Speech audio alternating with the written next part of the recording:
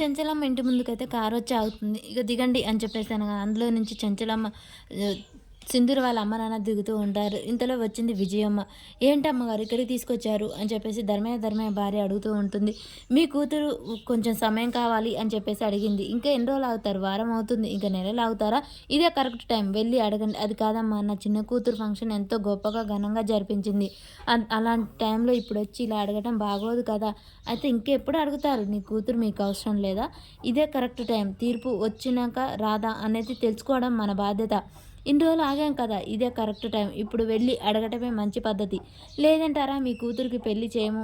మా కూతురు ఇక్కడే ఉండాలి అని అనుకుంటే ఎక్కండి కారు. మీ ఇంటి ముందు దించేసి వెళ్తాను" అని చెప్పేసి అనగానే, "ఇదే కరెక్ట్ టైం. పదండి ధర్మయ్య" అని చెప్పేసి అనగానే, "సరేనమ్మా" అని చెప్పేసి లోనికి వెళ్తుంటారు. రేణుక, భవతి ఎదురుగా వచ్చి, "మా వదిన ఇంట్లో లేదు" అని చెప్పగానే, "ఎక్కడికి వెళ్లారు?" "ఏమో ఎక్కడికి ఎవరో చనిపోయారని వెళ్లారు.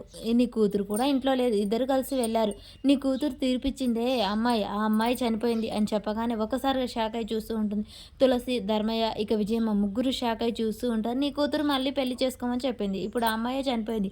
ఆ అమ్మాయిని చూడ్డానికే వెళ్లారు. వస్తారు రాండి లోనికి" అని చెప్పేసి అనగానే, "అక్కర్లేదు" అని చెప్పేసి విజయమ్మ బయటనే ఉండి బయట కూర్చుంటుంది. ఇక ధర్మయ్య భార్య చాలా ఆందోళనగా కూర్చుంటారు. ఇక కేశవ, చంటి కూడా భయపడుతూ ఉంటారు. ఏంటి వీళ్ళు ఇంతసేపు ఆయన రాలేదు ఇంటికి అని చెప్పేసి ఆలోచిస్తూ ఉండగానే, ఈలోపే ఇక చెంచలమ్మ కారైతే ఇంట్లోకి వస్తుంది. "అమ్మగారు వస్తున్నారు అయ్యగారు" అని చెప్పేసి అనగానే ధర్మయ్య, విజయమ్మ అందరూ చాలా ఆత్రుతగా ఎదురు చూస్తూ ఉంటారు. చెంచలమ్మ మాత్రం కోపంగా కారు దిగి సింధూర చేయి పట్టుకొని గట్టిగా లాక్కొని లోనికైతే వెళ్తూ ఉంటుంది. ఒక్కసారిగా వాళ్ళని చూసి ఆగిపోతుంది. చెంచలమ్మ విజయమ్మ వైపు చూస్తుంది. చూసి ఆగిపోయి మళ్ళీ సింధూర కూడా వాళ్ళ అమ్మ నాన్న వైపు చూసి షాక్ అవుతుంది. వీళ్ళేంటి మళ్ళీ వచ్చారు అన్నట్టు చూస్తూ ఉంటారు ఇద్దరు.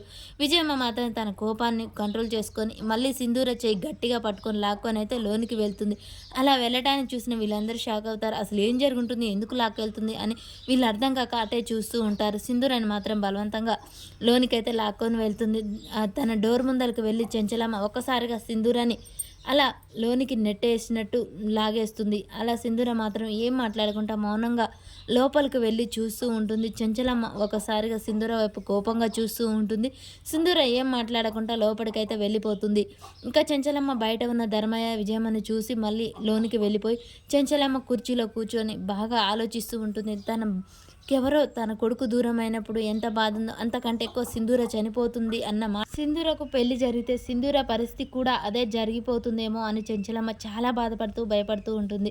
విజయమ్మ లేచి, "సరే ఇప్పుడు చెంచలమ్మ చాలా కోపంగా ఉందట్టుంది. మనం వెళ్ళి మరొకసారి వద్దాం పదండి" అని చెప్పేసి అనగానే ధర్మయ్య ఉండి, "లేదమ్మా ఇప్పుడే మాట్లాడదాం. ఎప్పుడైనా చెంచలమ్మ గారు ఇక కోపం ఎప్పుడుంటుంది, శాంతంగా ఎప్పుడుంటుంది మనకు తెలియదు కదా. ఎలాగో ఇంత దూరం వచ్చాం కదా, మాట్లాడే వెళ్దాం" అని చెప్పేసి అయితే ధర్మయ్య అంటాడు. "సరే మీ ఇష్టం పదండి" అని విజయమ్మ చెప్తూ ఉంటుంది. మరి తులసి, ధర్మయ్య లోనికి వెళ్ళి ఈ చెంచలమ్మని ఏమడుగుతారు, సింధూర తన నిర్ణయం ఏం చెప్తుంది అనేది మనకు నెక్స్ట్ వీడియోలో తెలుస్తుంది ఫ్రెండ్స్. మన వీడియో నచ్చినట్లయితే లైక్ చేయండి, షేర్ చేయండి, కామెంట్ చేయడం మర్చిపోకండి ఫ్రెండ్స్.